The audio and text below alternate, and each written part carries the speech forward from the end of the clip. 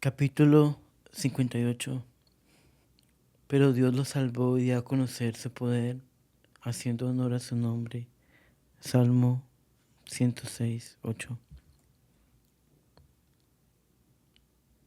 Dificultades para sacar la casa central de Dabeiba. Al llegar a Medellín supe las muchas dificultades que estaban pasando las hermanas para sacar la casa de Dabeiba, porque los reverendos padres carmelitas trataban de impedir la venta de nuestra finquita de Joni y trataban de probar que era de ellos. Un error habíamos cometido creyendo que el permiso del señor prefecto para sacar las casas de la prefectura incluía el permiso necesario y canónico para vender los bienes. Por eso intentaron los padres impedirlo, justamente al parecer.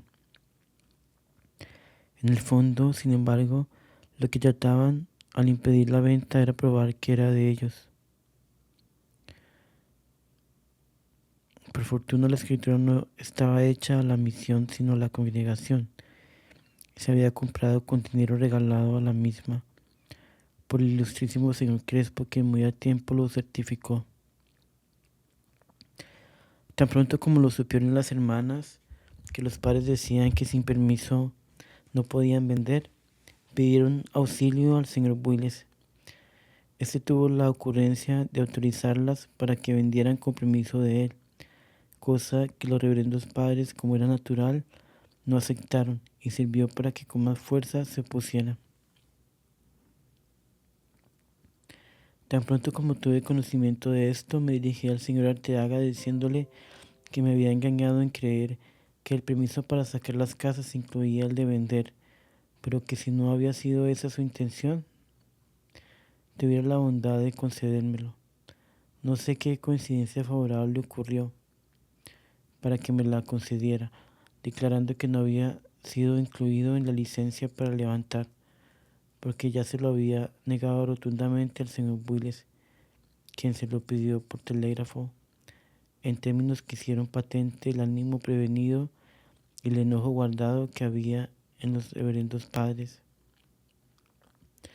Mas, como las hermanas habían sido autorizadas, quizás indebidamente, por el señor Builes para proceder a la venta,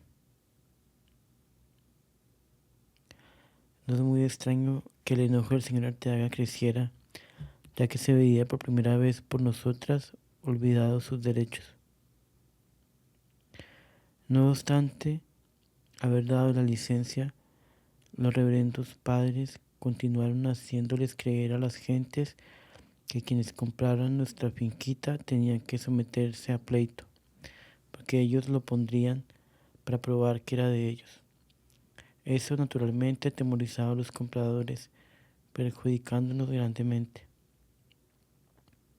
Casi toda la gente de Dabeiba sabían que la finquita era una propiedad perfectamente definida y que la había comprado la congregación, pero si habían de disgustar a los padres o exponerse a pleito, aunque fuera para ganarlo, desistían de comprarla. De esta coyuntura se valió un señor para comprarla barata. Se presentó a los padres a decirles que iba a comprar. Ellos le dijeron que le pondrían pleito y él, que conocía bien las cosas, les dijo: no importa, tengo dinero para sostener el pleito, pueden ponérmelo cuando quieran. Con esto se intimidaron y nada volvieron a decir. Las únicas perjudicadas fueron las misioneras, que hubieron de darla por bastante menos de lo que valía. Doloroso arranque de la cuna de la congregación. Ya desde San Pedro me quedó un poco fácil dirigir la salida de la casa central y el noviciado. Esto le tocó personalmente a la hermana María San Benito, que fue la última que salió después de entregar el nidito y cuna de la congregación, desgarrada de pena.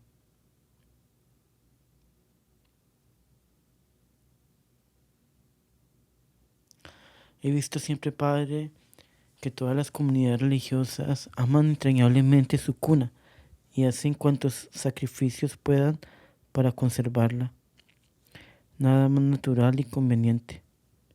Por eso creí que nuestro rancho de Dabeiba sería como el centro donde se dirigirían las miradas de nuestras misioneras, tuviera la congregación con el correr de los tiempos.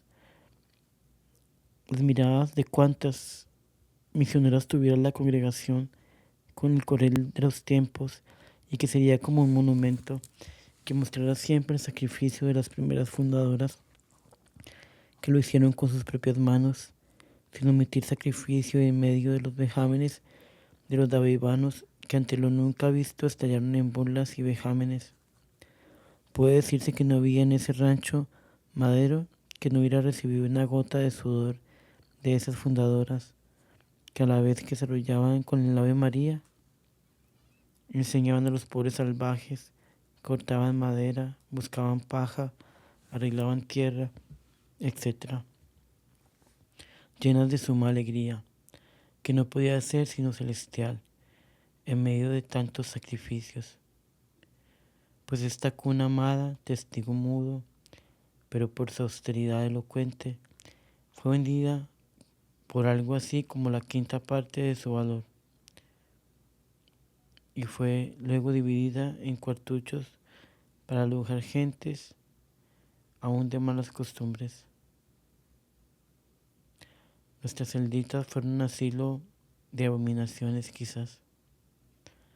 Oh Dios mío, ¿dónde te entronizaron como Señor de virginales corazones, en donde tantos gemidos y suspiros de amor oíste antes?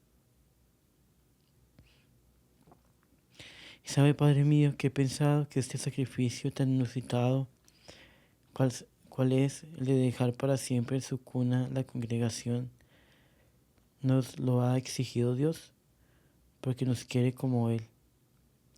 Él no conservó durante su vida ni fue propiedad de la Sagrada Familia, la cueva de Belén. La desnudez fue completa y así quiere que seamos las misioneras llamadas a servirle tan de cerca. Oh santa desnudez, oh bella abnegación de todo. Oh pobreza hermosa que hace rebosar de dicha a los religiosos perfectos. Cuánto debemos amarte. Otras veces he pensado si Dios querrá que la congregación sea como nómada y que vaya como las piedras del río, sin hacer puesto permanente, totalmente universal y totalmente libre, que vaya de tierra en tierra sin arraigar, como su amado pueblo de Israel iba de cautividad en cautividad, para mejor extender el conocimiento de Dios. No lo sé, pero ahí hay algo que parece indicarlo. Entonces la congregación causará mayor escándalo en el mundo y se sufrirá más, porque el mundo cobra caro lo no esperado. De todos modos, Dios es dueño y árbitro de todo, y hará lo que sea su santísima voluntad. Nuevas dificultades. Recogidas por fin en San Pedro, ya todas con la decidida protección del ilustrísimo señor Builes, parecía que la bonanza sería duradera, pero ay, cuán corta fue. Por fortuna, Dios no me ha faltado con sus avisos para estar prevenida. Desde luego, le hablé al señor Builes que debíamos ver cómo se dirigía la casa central, si convenía en San Pedro, al lado del noviciado, o en Medellín, o en otra población vecina. Me contestó como providencialmente que lo veríamos, que a él le gustaba más Medellín, pero que el señor Caicedo no nos daría la licencia, que debíamos esperar un poco. En esto preparaba Dios el camino de salvación para la congregación, como se verá. Pocos días después de haber salido de Urabá, vino al señor Builes una queja de la Nunciatura sobre alguna acusación que allí le habían hecho los reverendos padres carmelitas. Él me la mandó y la contestó muy bien, como con el asunto de las casas y ventas en Dabeiba Se habían trabado telegramas y comunicaciones duras entre el señor Willes y los reverendos padres carmelitas y el señor Pánico, secretario del señor Nuncio, había quedado un tanto indignado con los del Urabá. No sé si por indicación de él o por petición del señor Willes, la nunciatura pidió declaraciones juradas de todas las hermanas acerca de las hostilidades de los padres carmelitas a la congregación. En consecuencia, el señor Willes envió 2 sacerdotes a tomar las declaraciones. Todas nos dispusimos a declarar según la verdad y la obediencia, pero a mí me sorprendió un temor terrible de perjudicar a los reverendos padres carmelitas. Ya habíamos salido de su jurisdicción, los habíamos perdonado y hasta más allá del perdón habíamos ido, porque he procurado que las hermanas los amen y reconozcan que son los instrumentos de Dios para nuestro bien. Luego, ¿a qué inquietarnos? La obediencia, sin embargo, me hizo resolver. Pocos días después de estas declaraciones, se me ocurrió que tal vez ellas darían margen a algún conflicto que resultara en algo que tanto vuestra reverencia como yo pensábamos que se me esperaba al venir a Antioquia. En esta expectativa andaba yo cuando una mañana, al salir de la celda, miré a la pared que queda sobre la puerta y, cosa rara, con esta mirada quedó como impresa en mi alma la persona del Eterno Padre, el concepto de su paternidad eterna, y entendí que aún eso que esperábamos tardaba un espacio de tiempo que yo entendía como de 2 años. Esto quedó como impreso en mi alma de un modo tan claro como si hubiera sido una película de fotografía. Se entiende que no veía nada material, pero la noticia que venía de la persona del Padre se fijaba así en mi entendimiento, sin que entrara en la imaginación, pero que no había nada de formas materiales. Duró poco, muy poco, lo que se refiere al acto de la noticia. Quizás lo que duró la mirada, pero la conmoción amorosa que traen siempre estas cosas duró todo el día.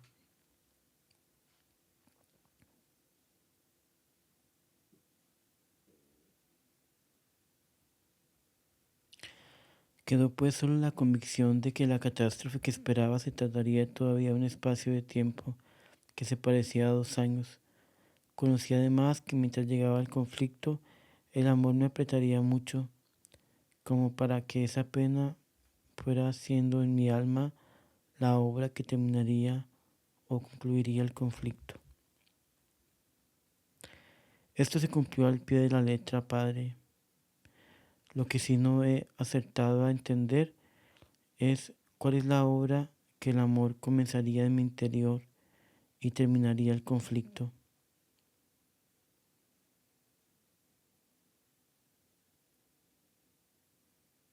Mas, ¿por qué quiero saberla si el Señor no la ha puesto visible? Una circunstancia rara hay en eso. Escribí y ahora precisamente lo he leído, pero no me atreví jamás a prevenir a las hermanas, ni me volví a acordar de nada. Ahora, al leerlo, sí lo recuerdo fielmente. Y cuando ya casi se cumplían los 2 años, el Señor volvió a estrecharme para que previniera a las hermanas, a fin de que no les faltara la fe en su congregación, ni se dejaran escandalizar en las persecuciones. Bendito sea para siempre el Señor, no ve reverendo Padre, que el Señor me lleva de la mano y que su misericordia me cubre desde la niñez. Dios mío, si mi vida debía ser un cantar de amor, ¿no es verdad, Padre? Interés de Monseñor Willes. Las cosas llegaron a ponerse magníficas con el señor Willes. Tenía un interés grandísimo Parecía que Dios lo hubiera suscitado para darle empuje a la congregación, pero qué equivocados andábamos. Precisamente desde que supe que había sido nombrado obispo de Santa Rosa y sin que le perteneciera todavía sino el internado de San Pedro, sentí que estaba llamado a realizar una obra gloriosa para la Iglesia de Colombia. Para decir la manera como me vino este sentimiento, permítame, Padre, que le diga que de dos maneras suelo conocer estas cosas. La una, como las que he escrito, se imprimen en el alma o en el entendimiento, causando unción y amor especial y ordinariamente. Vienen acompañadas de algo que muestra muy claramente ser Dios, que nos imprime. La otra manera es que resultó con el conocimiento cierto de la cosa, sin saber de dónde las hube. Este modo solo pocas veces lo he tenido. Una de esas veces es lo del señor Willes. Se me fijó en la parte íntima de mi alma eso, que estaba llamado a realizar una obra gloriosa para la Iglesia de Colombia. A él se lo dije, sin saber decirle cómo lo había sabido. Llegamos los dos a pensar que esa obra podía ser al desarrollo total de la congregación, lo cual contribuía a aumentar mi fe en su ayuda. Ya está probado que no es la congregación, pero quizás esa obra será el seminario de misiones. No lo sé, pero él va adelante. Frecuentemente iba este servidor a verse con el señor Willes a Santa Rosa y le consultaba cuanto se me ocurría. No le confié todo mi interior porque comprendí que lo sorprendía y asustaba lo que iba diciéndole y que le daba suma importancia a algunas cosas de las que le confié. No me faltó nunca la idea, pero pura idea de que era conveniente que conociera la manera como Dios formó mi alma para la obra, pues siendo Él el llamado a perfeccionarla y desarrollarla, le servía de mucho. Conocer esos pasos que Dios había dado ya en el instrumento de que se valió para hacer ostensible su misericordia con los pobres infieles y salvajes, pero me contenía ese conocimiento de la poca formación que él tenía para comprenderlo de mi alma y el modo como lo oía. Hoy bendigo a mi Dios por esto. Alguna vez me escribió hablándome de algo así como de necesidad que sentía él de conocer algo de lo que había en mi alma para imponerse mejor del espíritu de la congregación. Esto me pareció muy puesto en razón y comencé por exponerle lo que ya creo que tengo referido respecto a humildad. Noté que se quedó muy perplejo y que entre dientes dijo una cosa que repreguntaba da por mí, la condenso en esto. Me lleva mucho, pero es que también tiene más años.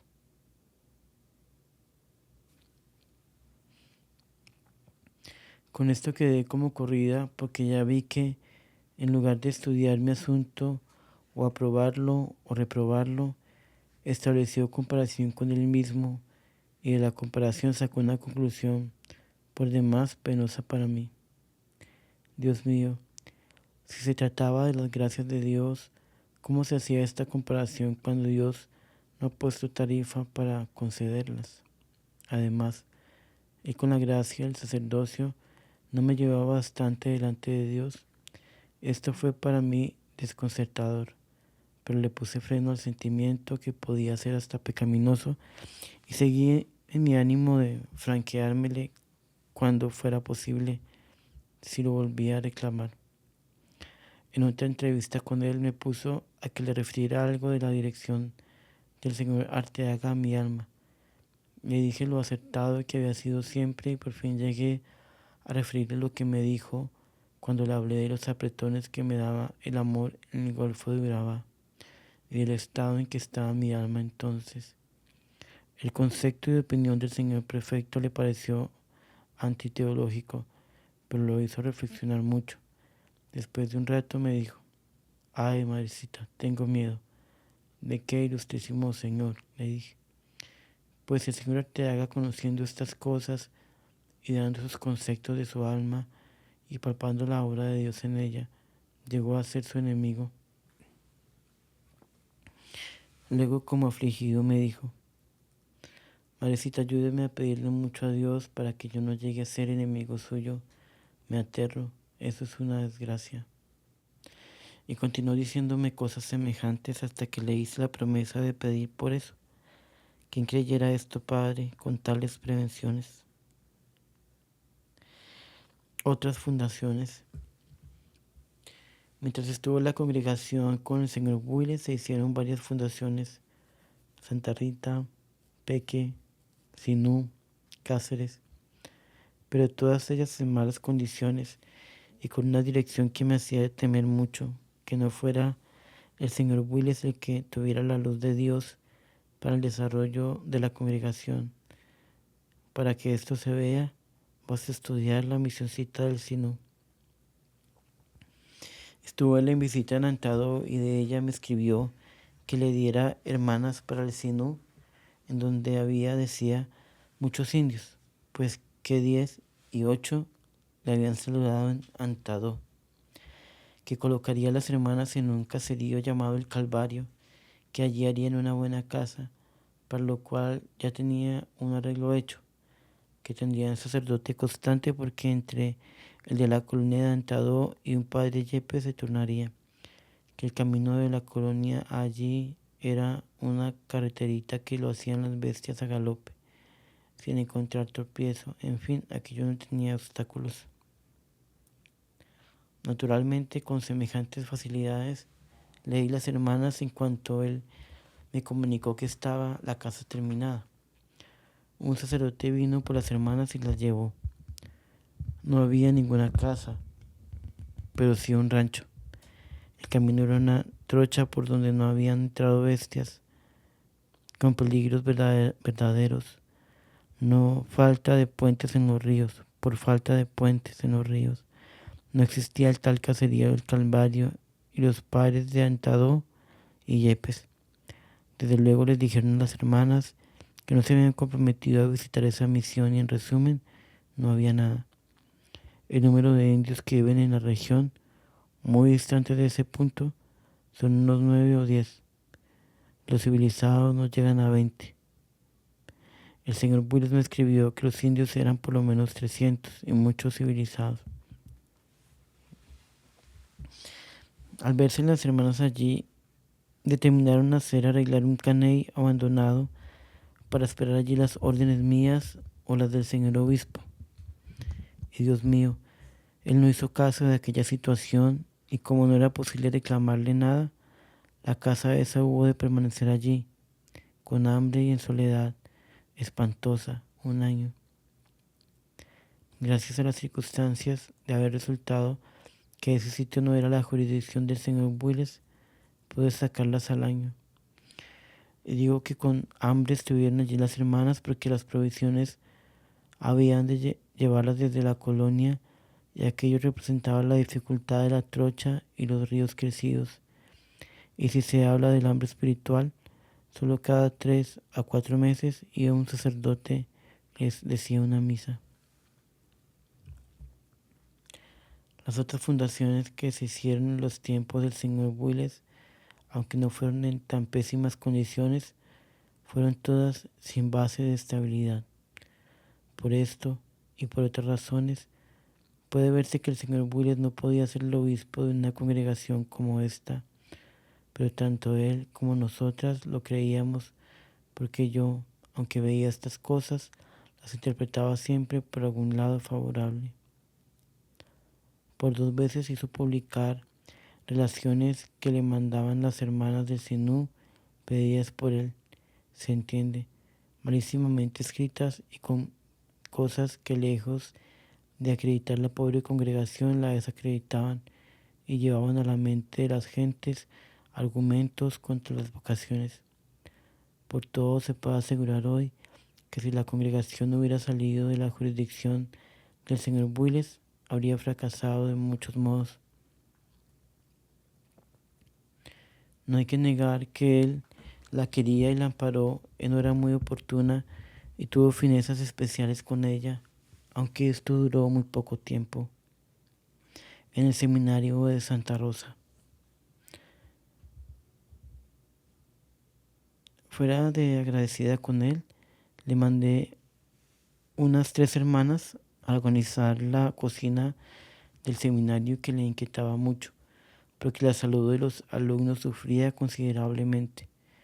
Le puse como condición que mejorara la estancia de las hermanas de modo que quedara decente y que solo estarían allí mientras se podía encontrar una seglar competente para que continuara en lugar de ellas. Varias veces me dijo después que las dejara como en fundación destinada al buen manejo de la parte económica del seminario. Le manifesté que era imposible, toda vez que eso no era ni entraba en nada en el fin de la congregación. Pero como con esto no quedaba tranquilo, le dije que el único modo como podía arreglarse sería pidiendo a Roma que cambiara el fin de la tercera categoría de hermanas de la congregación, de modo que en lugar de la agricultura se ocuparan en los seminarios. Esto le alegró muchísimo y prometió que escribiría a Roma pidiendo la licencia. Algunos meses después me dijo que ya le habían contestado. Bien examinada la cosa, resulta que él pidió permiso distinto. Lo que pidió fue que si le permitían llevar unas religiosas al seminario para que le dirigieran la parte económica de él. A esto le contestaron que no necesitaba esa licencia, que podía hacerlo sin contar con nadie. Y ni siquiera se sorprendió cuando le hice notar que había pedido cosa distinta. Por todo esto se ve que no era el obispo que necesitábamos, puesto que no tenía en casi nada la luz necesaria, siendo sin duda muy sabio para lo demás. No acertaba pues en nada de lo de la congregación. Con estas gestiones que nada son, él siguió muy tranquilo con las hermanas en el seminario. Solo yo vivía inquieta por tenerlas fuera de su elemento y sin facilidad y sin muchas dificultades para la observancia. Muchas veces quise hacerlo pensar en esa responsabilidad y no pude. Además, temía tanto disgustarlo por temor a un funesto rompimiento que me pareció mejor guardar prudencia hasta ver si se presentaba oportunidad de poner las cosas en orden. Lo único que hacía era cambiar frecuentemente las hermanas para ver si no perdían el espíritu, pero aún de los cambios reclamaba. Era una situación bien difícil, con todo, no llegó él a creer que yo pensara en quitárselas. Monseñor Willes visita la congregación. En diciembre de 1925, el ilustrísimo señor Willes se presentó a hacer visita canónica. La practicó minuciosamente y dejó un acta llena de conceptos buenos y a todas las hermanas novicias y postulantes edificó mucho con su fervor y santidad de vida. Por mi parte estuve muy contenta de la visita y sentí mucha tranquilidad de que él lo conociera y estudiara todo, pero noté con mucha pena que al conocer alguna falta de una hermana, decía algo como de fastidiarle a la hermana y cierta dureza al tratar de ella. Eso me cohibía un poco para consultarle sobre algunos asuntos relacionados con la corrección. En abril de 1926 vino a estarse unos 15 días en la casa, cediendo a la invitación que le hice de venir a tomarse algunas medicinas a la casa para que fuera conociendo mejor el espíritu y modo de ser de la congregación y así pudiera desarrollarla según su aspiración. Con cuánto gusto lo recibimos y cómo me sentía de feliz teniendo al superior en la casa. Qué tranquilidad. Por su parte, él se mostró muy complaciente y paternal. A los indecisos del internado los llevaba cada día a dar una caminada con una sencillez ejemplar.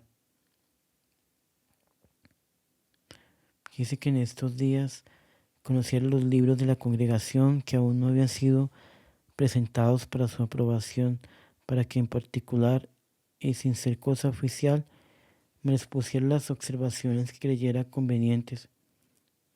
Eso sí que haría grande mi tranquilidad. Es que eso de escribir sin saber, padre, y de cosas delicadas, y de las cuales se conoce tan poco, es terrible.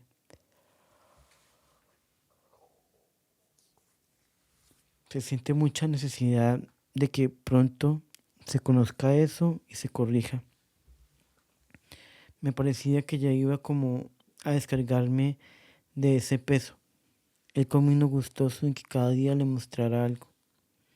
Estudió él hacia Dios y por algunas observaciones que le hizo y a las cuales atendí inmediatamente, vi que no penetró bien el espíritu de él, pero seguí mostrándole. En el examen del directorio lo comprendí, muy asustado. Me decía con frecuencia, ¿y quién le enseñó eso? Pero asustado. Siempre mi respuesta fue la misma. Dios, que me buscó para su cosa, me dio los medios.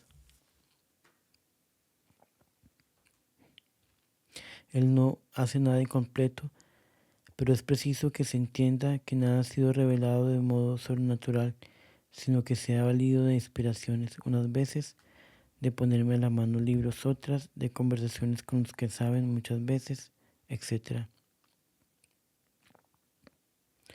Pareciera que el señor obispo no me oyera cuando le decía esto, y pronto volvía con la misma pregunta. Por fin en cierta parte del directorio me dijo, yo no sé eso, me parece eso muy aventado. Le rogué que me indicara cómo lo arreglaba, pero disimuló y ya no volvió a sacar el ratico para ver más. Con todas estas cosas veía yo que le faltaba luz para el espíritu de la congregación y que aunque la amara tan entrañablemente como parecía, esa falta de luz nos haría sufrir no poco. No quería que él no tuviera ciencia, seguramente la tiene. No creyera que él no tuviera ciencia, seguramente la tiene. Me refiero a esa luz especial que necesitan las obras de Dios y que él concede a quienes deben dirigirla.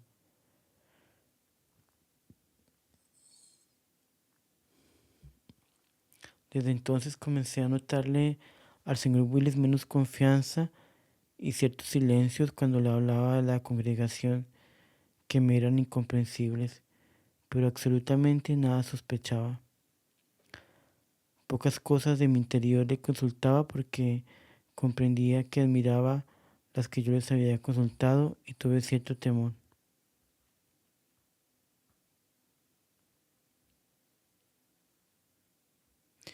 En una de las entrevistas que tuve con él en el confesionario me dio orden determinante de escribir esto que ahora escribo, diciéndome que lo necesitaba la congregación. Gracias a Dios que ya había pasado la pena de empezar estos garabatos, porque el delito lo había cometido vuestra reverencia primero. Eso le contesté y de entonces no había carta en la que no me urgiera, porque al escribir no dejara ni lo que me pareciera muy insignificante, porque en todo se mostraba, me decía, la obra de Dios y el espíritu de la congregación. Tuvo sobre todo mucho interés en que escribiera la historia de mis relaciones con los sacerdotes, porque le parecía raro que, habiendo siempre recibido persecución terrible de sacerdotes, los amara como los amo tan entrañablemente. Me crié en el deber de decirle lo que acerca de ese punto siento, que es lo siguiente. Historia de mis relaciones con los sacerdotes. Desde niña, el amor al sacerdote era en mí muy grande. No hay duda de que el respeto y veneración de que los vi rodeados siempre en la casa de los abuelos se grabó en mi alma indeleblemente. Mas, después de que conocí lo que es un sacerdote, aquella estimación se redobló y fue muy racional. Muchas veces en la vida he sentido luces muy especiales de Dios acerca del sacerdocio. Algunas veces estas luces me hacen ver la grandeza del sacerdocio en general y otras se han referido a algunos de los privilegios del sacerdote, como la facultad de absolver, la de dueño y engendrador de la Eucaristía, por decirlo así. Naturalmente, después de estas luces, se me desarrolla un amor grande a los sacerdotes y deseo vehemente que se multipliquen los buenos matrimonios como semillas de sacerdotes. Con alguna frecuencia me he acometido deseo muy grande de seguir al sacerdote después de la Santa Misa, para besarle las manos y aún los labios que acaban de consagrar el cuerpo, alma y divinidad de Jesús. Claro que de estos deseos no he hecho caso, pero confieso que he tenido que hacerme grande violencia. Al ver un sacerdote muerto una vez, me puse a verle largo rato las manos, pensando en cuántas veces se habían levantado para absolver, para soltar cautivos y arrancárselos al infierno, y cuando menos advertí me puse a llorar con gemidos muy grandes, y volviendo el rostro al cielo le dije a Dios: Señor de mi alma, apenas te perdono que te lleves lo que tanta falta hace. Y seguí llorando casi sin consuelo. Cuando reflexioné sobre la expresión, me pareció atrevida y me arrepentí. De este modo he venido pues en la vida a ver al sacerdote de un modo muy sobrenatural y a importarme mucho cada sacerdote que veo, pero cosa rara. En ninguna época de mi vida me han faltado sacerdotes enemigos que me hagan guerra crudísima, y además siempre han sido los que, de modo más duro, me han traicionado. Nunca me había confesado con uno de quien sí era amiga. Por ejemplo, cualquier día llegó a la casa y me dijo: Laura, hágame el favor de rezar un Ave María en voz baja para que yo la oiga. Bastante peregrina me pareció la cosa, pero con la mayor sencillez la hice. Mientras yo rezaba, hacía una cara de afirmación que cada vez se iba haciendo más mala. Terminada la Ave María, me dijo: basta, pues de aquí resultó que salió diciéndoles a las gentes de su confianza que la maestra era yo, que la maestra era muy mala. Y no supe qué otras cosas, afirmando que me había confesado con él, pero ocultándome. Y esto no lo dijo de modo que la gente se diera cuenta de que en ese caso había faltado el sigilo, sino que primero dijo que me había confesado con él ocultándome, y pocos días después se declaró mi enemigo y hablaba muy mal, dejando creer que era muy solapada e hipócrita. No obstante, la persecución que se me desató entonces y el cambio tan inexplicable del Padre, no advertí lo del Ave María, sino mucho tiempo después. No acabaría si refiriera todas las veces que me han pasado cosas semejantes. Sin embargo, he creído siempre que Dios las permite para que mi afecto al clero sea completamente sobrenatural. Esto lo refería al señor Willes y él se empeñó en que debía escribir separadamente mi historia con el sacerdote. Mas hoy creo que dejo cumplida la obediencia con lo dicho. Muy agradecida vivo de mi Dios por este nuevo favor de ponerme las cosas de modo que mi amor a los sacerdotes sea enteramente sobrenatural, pues si al no natural me tuviera, renegaría de ellos y hubiera ofendido mucho a mi Dios.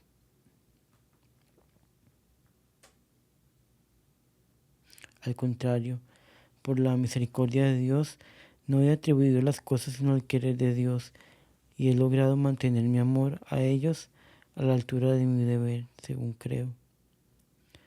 Dios quiera que no me engañe, y las penas que los sacerdotes me han causado, que han sido las más fuertes, me han hecho mucho bien. Después de todo, les debo, pues, mayor gratitud. El padre de Tresel y el noviciado. Ya desde hacía bastante tiempo que el reverendo padre Tresel, eudista, rector del seminario de Santa Rosa, se me había hecho conocer como consejero del señor Crespo y conocedor, por consiguiente, de todo lo de la congregación.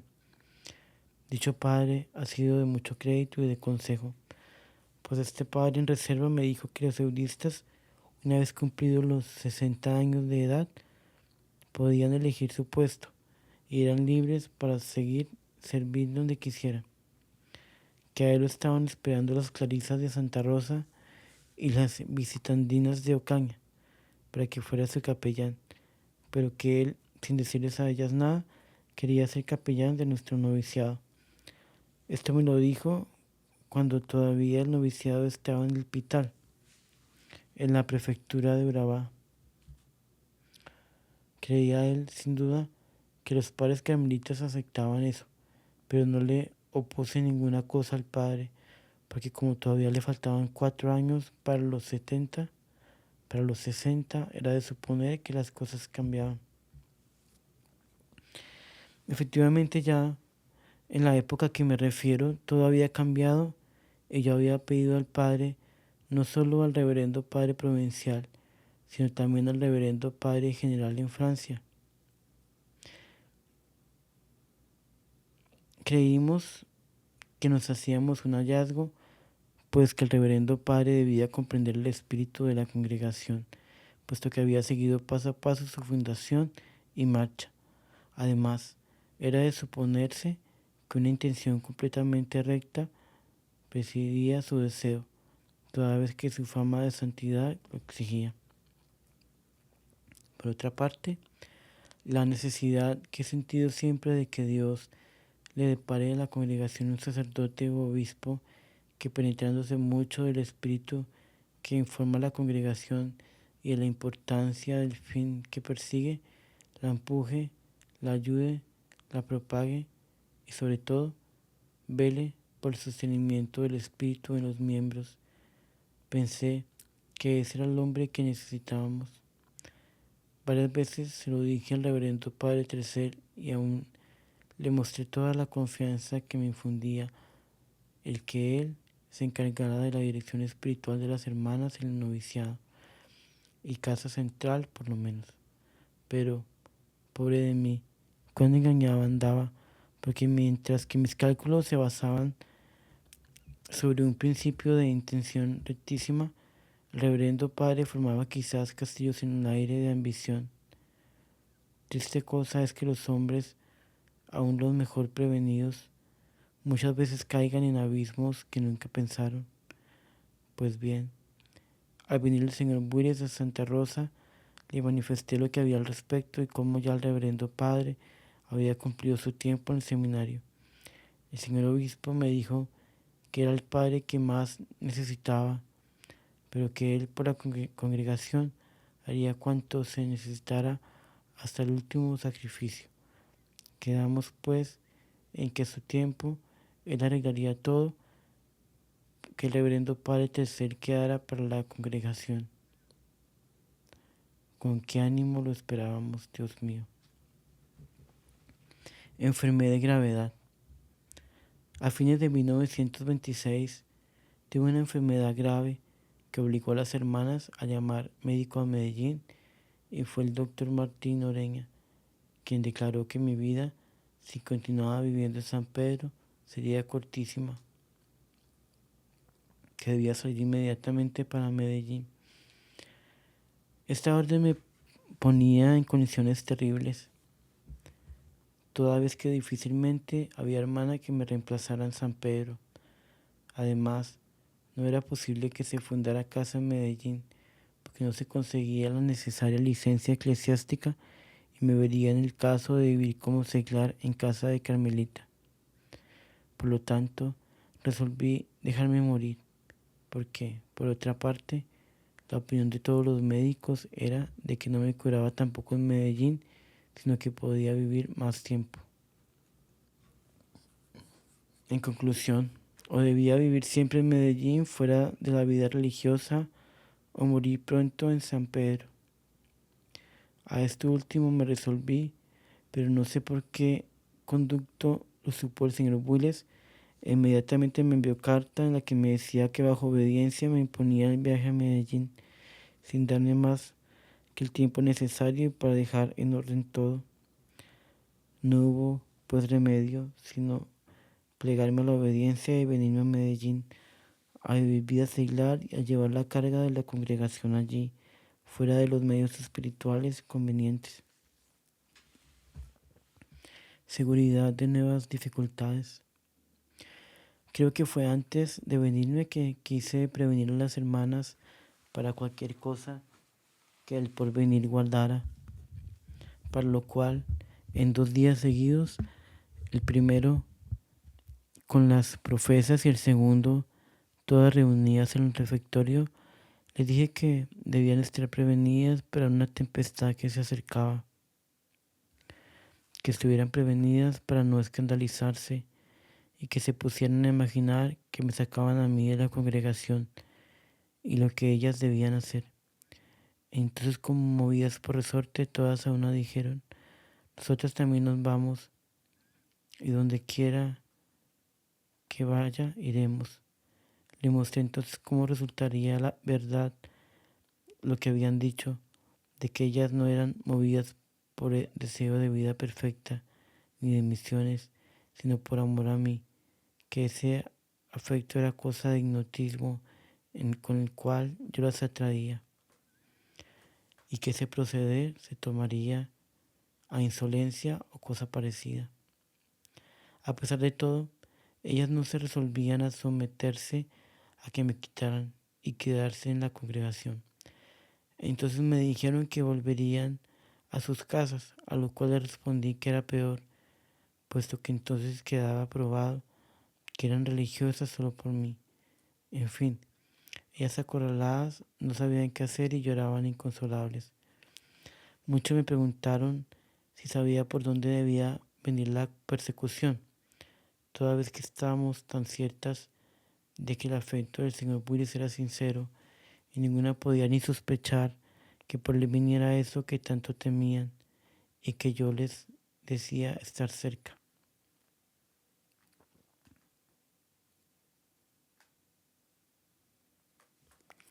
Es necesario, padre, advertir que yo estaba cierta de que aquello vendría y que no demoraba mucho, pero casi aseguraba de la firmeza del señor Willis, y de ningún modo me cabía la idea de que por él o por los reverendos padres eudistas pudiera venir. Tampoco me apoyaba interiormente en aquel conocimiento que había tenido y el cual iba a cumplirse. Hoy me sorprende de eso. Lo tenía escrito y no era tiempo tampoco de que se hubiera olvidado. Sin embargo, para lo que les decía a las hermanas, no me fundaba en ese conocimiento y eso que los 2 años iban a cumplirse. No hay remedio. Somos como pajas manejadas por el viento, y ni cuando tenemos en qué apoyarnos sabemos utilizarlo.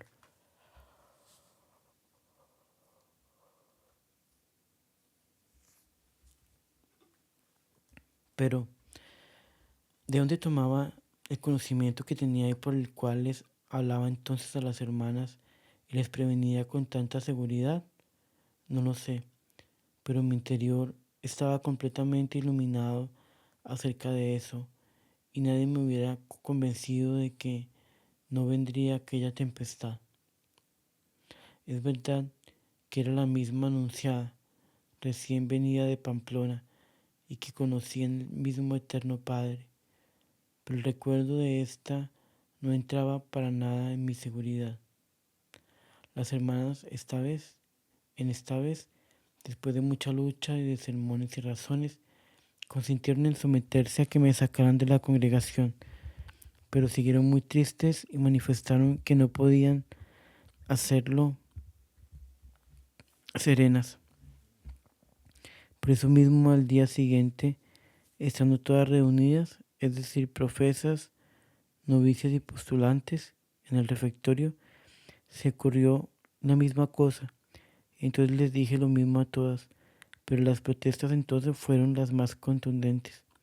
Hubo muchas lágrimas, pero al fin logré persuadirlas de que la docilidad y la confianza en Dios las salvaría y que si se prevenían con tiempo no caerían por sorpresa que era lo peor. Pobrecitas, había algunas muy jóvenes y no sabían que los buenos se pudieran esperar ninguna cosa buena, ninguna cosa menos buena.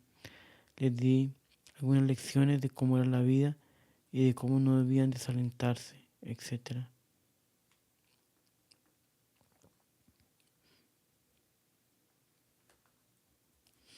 Y eran numerosas porque el señor Willis, al terminar los ejercicios del clero el año anterior, les había arengado con elocuencia sobre las misioneras y les encargó favorecieran vocaciones. Salieron aquellos sacerdotes y pusieron manos a la obra.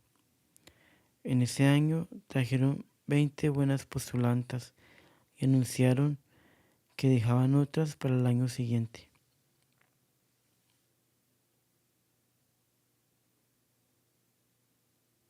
En fin, aquello pintaba lindo en lo de vocaciones, puesto que es una diócesis que no ha sido gastada en el asunto y que tiene muchas parroquias en las que por primera vez se les hacía conocer religiosas. Bien pronto había de paralizarse aquel movimiento con mucho perjuicio para las almas. Cargos que me hace el padre Rocheriau.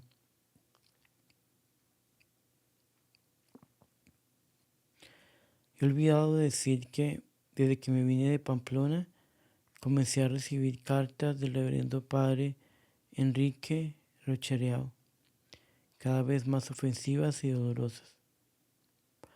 Como ya lo conocía, atribuía esta prueba de Dios para que no me faltara el santo ejercicio de perdonar y disimular injusticias. Y las contestaba siempre haciendo como que no entendía lo duro de ellas y sin excusarme de los cargos. Los principales que me hacían eran estos. Era enemiga de la misión del Sararé y le hacía cuanto mal podía. Había hecho que el señor afanador no lo nombrara superior ni director de la misión del Sararé. Aborrecía a la Madre del Santísimo superior al Sararé por envidia. Enseñaba a las hermanas a no querer la gente blanca, que era injustísima con las hermanas, que no sé mandar. En esto quizás andaría acertado, que le atendía a una hermana histérica y que según el criterio de ella gobernaba la congregación, que le había ordenado a una hermana que oyera las confesiones de las demás para que me las dijera, y en fin, que habría por vanidad mi interior a todos para conseguirme adeptos. De todos estos cargos me decía cosas sumamente duras en las cartas, pero en una se resolvió a pedirme terminantemente le largara a él el gobierno de las casas del Sararé y Pamplona, que no volviera yo a meterme con ellas y que vería cómo marchaban de bien las cosas.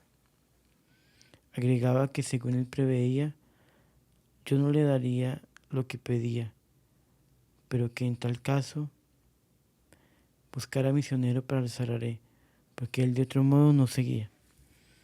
Aún en esta ocasión me hice la desentendida de la manera como decía las cosas y del enorme disparate que me proponía, porque sí, ni a los obispos les deja la iglesia el gobierno de casas religiosas, sino que hay una mujer al frente de él, se concibe que a un sacerdote mucho menos. El fracaso habría sido seguro. En consecuencia le escribí que eso de que no supiera yo gobernar era muy natural, pues que las mujeres habíamos sido hechas para obediencia, que sentía mucho eso de que lo mortificara mi mal gobierno, pero que podía indicarme con confianza lo que le parecía mal y que siendo ello justo lo atendería. Se comprendería pues que el reverendo padre iba muy mal. En esos mismos tiempos se convenció de que los indios que pertenecían a la misión no ascendían sino a 80 individuos, en donde él había asegurado a 2 departamentos que tomaban parte en esa misión, que había 8.000, y fueron tantos los nervios que tuvo que comenzó a alterarse positivamente el orden de la casa del Sararé, y las hermanas sufrían mucho. Callé y esperé. Pero bien, se veía que por allí se cuajaba tempestad, aunque nadie lo creía.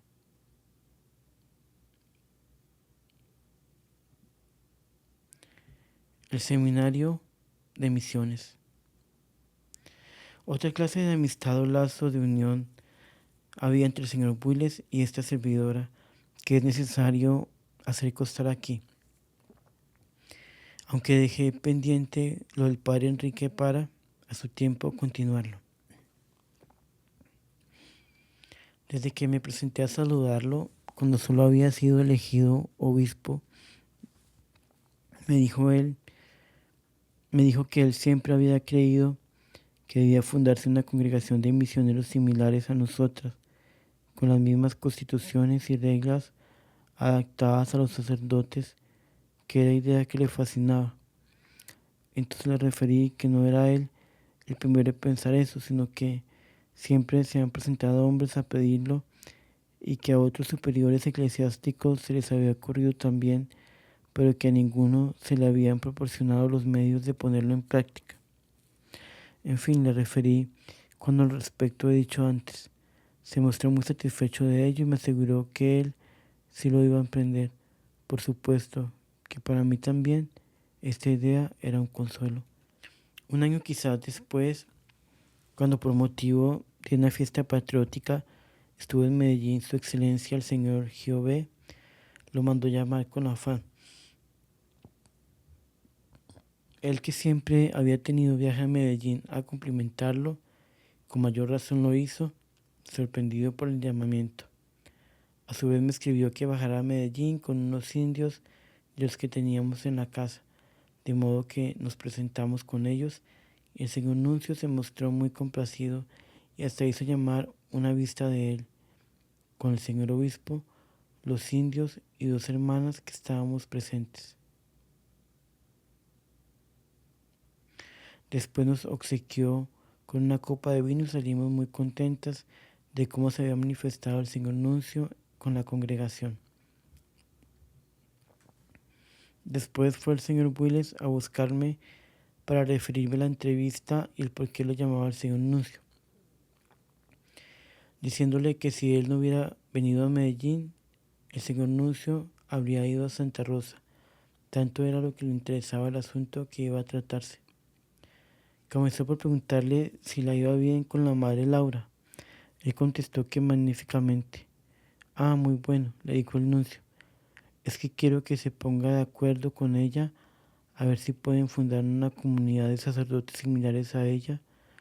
Es que ese espíritu es el que se necesita hoy para las misiones. Es preciso que haya sacerdotes también para que la obra sea completa. Empréndala en nombre de Dios.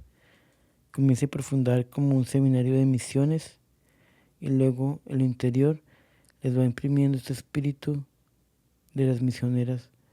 Luego se les hace cumplir las reglas y por último les ponemos un hábito apropiado y que sea conforme al de las misioneras. El señor Builes salió con esto, con unas Pascuas y me dijo que apenas entendiéramos que era ya la hora, lo emprenderíamos con denuedo. En fin, nos parecía que aquello estaba ya hecho. Desde entonces, en nuestra correspondencia, que era muy frecuente, figuraba mucho la idea esa. En los 15 días que estuvo en casa, como dejo referido, principiamos a componer las constituciones de modo que quedaran adaptadas a hombres y a sacerdotes. Bien poca cosa hicimos, es verdad, porque se le notaba al señor Builes un poco de temor de hacerlo, que parecía como que quería que esta servidora trabajara sola en ellas primero y arreglarlas él después. Desde el principio le manifesté claramente que le ayudaba en lo poco que pudiera, pero que no se dijera nada fuera, que debía figurar él solo en la obra, y que bajo el velo de una reserva absoluta le ayudaría yo cuanto pudiera. Alguna vez le dije cuáles eran los motivos que tenía para esconderme y los aprobó. Estos eran, entre otros, el que la obra con un obispo al frente tendría más crédito. Segundo, que ya yo infundía en las gentes muchas sospechas y era tanto como echarle a la obra desde sus principios fermento malo ante las gentes. Y por último, porque el señor Gasparri ya me lo había prevenido. Total, pues, que quedamos en ello muy bien. Desde luego le indiqué que podía comenzarse en una casa que en los Entre Ríos hay desocupada, grande, que pertenece a la parroquia. Él convino muy bien en ello, y en todo íbamos muy de acuerdo, hasta en que los misioneros llevarían faja azul en su sotana negra, en que deberían adoptar desde el principio el mismo manual, etc.